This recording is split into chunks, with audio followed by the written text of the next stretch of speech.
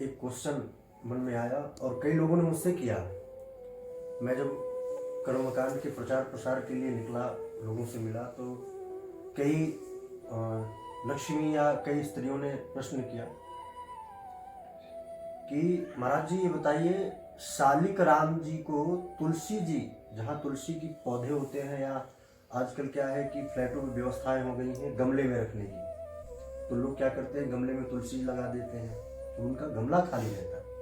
तो कुछ लोगों का प्रश्न हुआ कि क्या शालिक राम जी रख सकते हैं? क्यों? आज की डेट में तो हर व्यक्ति लड्डू गोपाल जी की पूजन कर रहे हैं, शालिक राम जी घर घर से गायब हो चुके हैं, जो कि नहीं होना चाहिए। तो क्या तुलसी जी में शालिक राम जी रख सकते हैं? और क्या शालिक राम जी की पूजा स्त्री कर सकती है? देखिए, बहुत ही अनूठा और बड़ा दिव्य प्रश्न है जी। और मुझे लगता है कि हमारे सनातन को डुबोने में कोई एक दूसरा सिंबल लाना पड़ा है सदा। ये कोई आज नया नहीं है। मुगलों ने भी हमें कुछ नया दिया, अंग्रेजों ने भी कुछ नया दिया। इस प्रकार से मैं आपको एक चीज बताना चाहूंगा कि हम लोग एक भजन सुना करते हैं, घर घर ठाकुर तुलसी पूजा दर्शन गोविंद जी को। जी। तो ये ठाकुर पूजा क्या है? जब हम परमात्मा को अंग के हिसाब से कार्य करते हैं, अंग के हिसाब से कार्य करते हैं, तो हम अंग पूजन करते हैं। आपने जैसे पूजन कराया होगा तो उसमें अंग पूजन भी आता है। लेकिन जब हम शालिक राम जी का पूजन करते हैं तो कैसे पूजन करते हैं? बिनु पद चलहि सुनहि बिनु काना, कर बिनु करहि करम विधि नाना, आनन रहित सकल रस भोगी, बिन वाणी बक्ता बड़ जोगी। वो कौन है? शालिक राम जी। ये इतने परम पवित्र पुनीत हैं, इतने परम पवित्र पुनीत हैं कि इनके सामने हमें किसी प्रकार का अनैतिक कार्य भी नहीं करना चाहिए। अब आपने प्रश्न किया है कि तुलसी वृक्ष के नीचे क्या शालिक राम जी को स्थापित किया जाए, तो प्रश्न गंभीर है। तो मैं आपको सबसे पहले बताऊं कि जिस घर की नींव मजबूत होती है उस घर ऊपर अगर कमजोर भी बनाएंगे तो बहुत परेशानी नहीं होगी। अगर ऊपर आपने बहुत अच्छा बनाया, नीचे नींव कमजोर है, तो घर बहुत दिनों तक नहीं चलेगा। हमारे यहाँ आज तुलसी लगाने की परंपरा ही समाप्त हो गई। जी बिल्कुल। हमारे यहाँ क्या होता है कि जब हमें कोई कहता है कि तुलसी का वृक्ष लगाना चाहिए तो तत्काल माली के यहाँ जाते हैं और एक गमला उठा करके लेके आते हैं और जमीन में लगा देते हैं। जी जी बिल्कुल। उसे खंडित तुलसी कहा गया है। जी।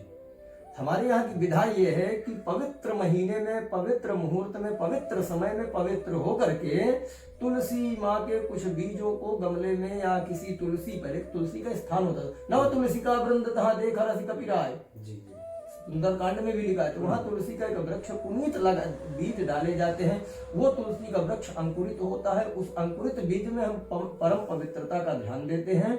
और अगर वहां पवित्रता है, इतनी पवित्रता है कि हमारे मन मंदिर से ज्यादा अच्छी पवित्रता है, हमारे देवालयों से ज्यादा अच्छी पवित्रता अगर वहां है, तो शालिक राम जी को वहां रखना कोई बुरा नहीं है।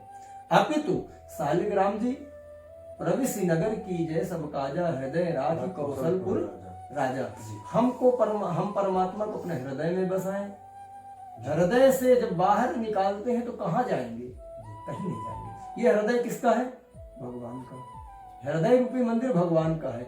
हमको परमात्मा को उन स्थानों में स्थान देना चाहिए जो परम पवित्र, परम पुनीत है।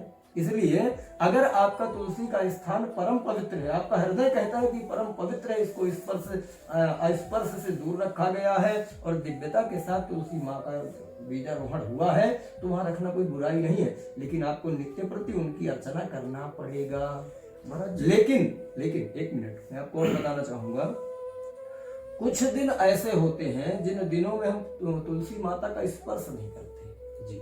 उन दिन आप कैसे आराधना करेंगे शालिक राम जी की? जल का स्पर्श नहीं कराना है तुलसी जी को, वृक्ष का स्पर्श नहीं करना है, दीप दान नहीं करना है, क्योंकि तुलसी माँ स्वयं भगवान नारायण की आराधना में लगी है। अगर आप आराधना खंडित करना चाहते हो तो नुकसान है। तो इसलिए तुलसी दल को भगवान के ऊपर अर्पण करें जी, ठीक है, और देवालय में उनको दिव्य विग्रह दें। शालिक राम जी और भगवान शिव में नर्मदेश्वर, इनकी जो सेवा है ना, वो अभूतपूर्व आनंद देने वाली है। मेरा विचार ये है कि हम पवित्रता नहीं दे सकते इतनी, इसलिए अपने मंदिरों में स्थापना दें और तुलसी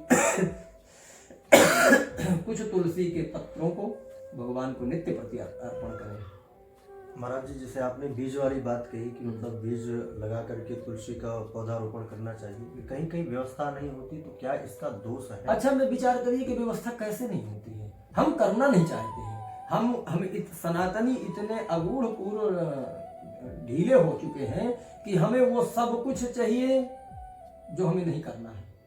जैसे कि पंडित जी पूजा करने हमारे समय से आए जी, मुहूर्त मान लीजिए 12 बजे से यजमान फोन कर रहे हैं जी 7 बजे आ जाना पंडित जी।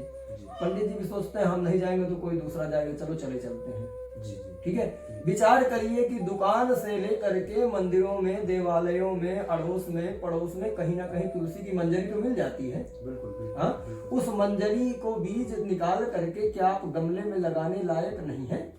बिल्कुल। हाँ, फिर मैं आपको बता देता हूँ कि हमारे यहाँ खंडित पूजा को खंडित ही माना गया। जब से लोगों ने खंडित व्यवस्था बना ली, हमारा दिमाग ही खंडित हो गया। इसलिए प्रार्थना विशेष यह होगी कि पहले बीज का रोपण करें, उसके बाद तुलसी वृक्ष को जो है ना फिर उसका पूजन करें, प्रथम प्रार्थना। द्वितीय प्रार्थना यह है कि अगर नहीं हो पा रहा है, शब्द क्या है, अगर नहीं हो पा रहा है तो तुलसी के वृक्ष को उस जगह लगाएं जहाँ परम पवित्रता का विशेष ध्यान दिया। बिल्कुल। आज महाराज जी से शालिग्राम जी और तुलसी जी के बारे में जानकारी लेकर अति प्रसन्नता हुई, और जिनका ये प्रसन्न था वो इस वीडियो को अवश्य देखें